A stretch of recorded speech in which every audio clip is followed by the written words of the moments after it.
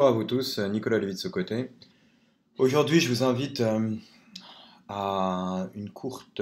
vidéo qui traitera du futur des relations entre la Corée du Nord et les États-Unis dans le contexte de la présidence de Donald Trump. Comme vous le savez peut-être, il n'y a pas de relation les deux pays, la Corée du Nord et les États-Unis, n'entretiennent pas officiellement de relations diplomatiques. Dès la fin de la guerre de Corée en 1953, les États-Unis ont tout le temps mis en avant le fait que pour que des relations diplomatiques s'établissent entre Washington et Pyongyang, le régime nord-coréen devra cesser de développer un arsenal nucléaire qui pourrait déséquilibrer les forces géopolitiques en Asie du Nord-Est. Cette condition, bien entendu, n'a jamais été remplie par les autorités nord-coréennes, car elles se rendent compte que, bien sûr, leur arsenal nucléaire et leur carte, leur joker qui permet au régime nord-coréen de subsister dans sa forme actuelle. Nous avons déjà vu, l'histoire nous a déjà montré que certains pays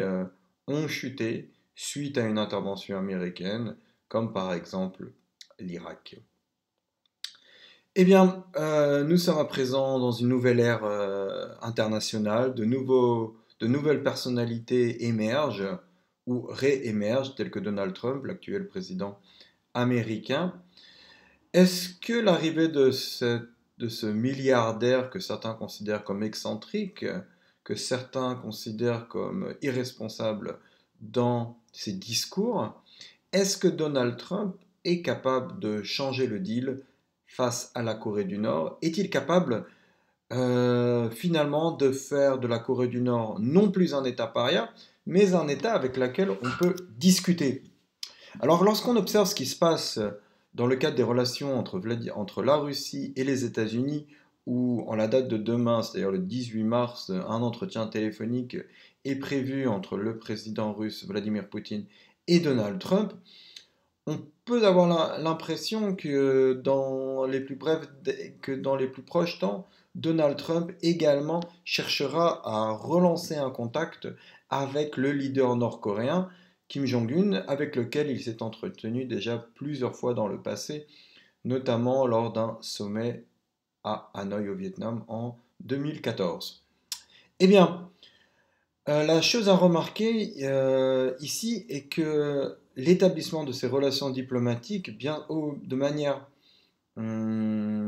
officielle, semble surtout venir de la part des États-Unis. En effet, ce sont toujours des représentants américains qui se rendent en Corée du Nord ou dans des pays tiers pour rencontrer des leaders nord-coréens pour renouer un quelconque dialogue diplomatique. Que ce soit Bill Clinton qui s'est rendu en 1994, en 2009, excusez-moi, lorsqu'il a cherché à obtenir euh, l'échange de prisonniers américains. Il s'est entretenu alors avec Kim Jong-il. Que ce soit Billy Graham, un ancien prêtre américain viscéralement anticommuniste qui était fort apprécié du grand-père de Kim Jong-un, l'ancien président nord-coréen Kim Il-sung, ou bien sûr Donald Trump qui cherche à établir un contact pas uniquement visuel avec Kim Jong-un, que ce soit lors de sa visite, lors du sommet américano-nord-coréen au Vietnam ou lors d'une visite de Donald Trump en Corée du Sud, où celui-ci, à la frontière entre les deux Corées, serra la main de Kim Jong-un. Eh bien, ce qu'on voit ici, c'est surtout la volonté de Donald Trump de montrer la place des États-Unis en Asie du Nord-Est, car Donald Trump, ce qu'il cherche à faire, ainsi que ses conseillers, bien entendu, c'est de montrer que ce n'est pas que la Chine qui décide, qui est la carte maîtresse, disons, des relations entre la Corée du Nord et le monde extérieur. Non, les États-Unis ont beaucoup à dire. Cela m'amène à la réflexion suivante. Une réflexion qui date des années 90, lorsque de nombreux hauts dignitaires nord-coréens, qui s'entretenaient à l'époque avec des Sud-Coréens, étaient conscients du fait que les États-Unis étaient capables d'anéantir la Corée du Nord. Les Nord-Coréens se rendent donc bien compte que un potentiel établissement des relations diplomatiques avec les États-Unis pourrait économiquement aider le régime de Pyongyang, mais cette volonté d'établir ces relations ne doit pas venir de la Corée du Nord, qui serait alors en position de demandeur, mais plutôt des États-Unis, qui en cherchant à renouer un dialogue, faible soit-il, avec le régime de Pyongyang, serait le demandeur et Pyongyang serait alors le demandé. Alors, est-ce que dans un contexte de guerre en Ukraine, on peut imaginer des relations plus proches entre les États-Unis et la Corée du Nord? Je crois que c'est tout à fait possible, cependant cela sera lié à plusieurs conditions, des conditions qui selon moi sont plutôt impossibles à remplir du côté du régime de Pyongyang. Pourquoi? Eh bien d'une part, une de ces conditions pourrait être bien sûr la reddition des troupes nord-coréennes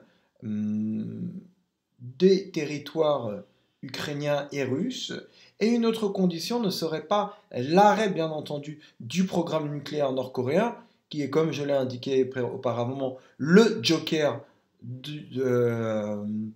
la longévité du régime de Pyongyang, mais peut-être l'arrêt d'autres programmes militaires très développés en Corée du Nord, que ce soit un programme lié au développement de drones, un programme lié au développement d'armes chimiques ou d'armes biologiques, et peut-être si certaines de ces conditions seraient réunies, notamment la dernière que je viens d'évoquer, alors on peut imaginer que la Corée du Nord, bien entendu, en sus d'un soutien financier et alimentaire des États-Unis, pourrait chercher à nouer un dialogue avec le régime, avec Washington, ce qui laisserait à dire que la Corée du Nord ne serait plus considérée comme un État paria, comme un État mafieux, étant donné qu'il aura établi des relations diplomatiques avec les États-Unis. Dans un premier temps, comme vous le savez, Donald Trump est affairé au dossier ukrainien, mais prenant également en compte la richesse des sols nord-coréens en termes de matières premières, nous pouvons également imaginer que prenant en compte la volonté de Donald Trump d'avoir accès à des terres où se trouvent des métaux rares, nous en avons parlé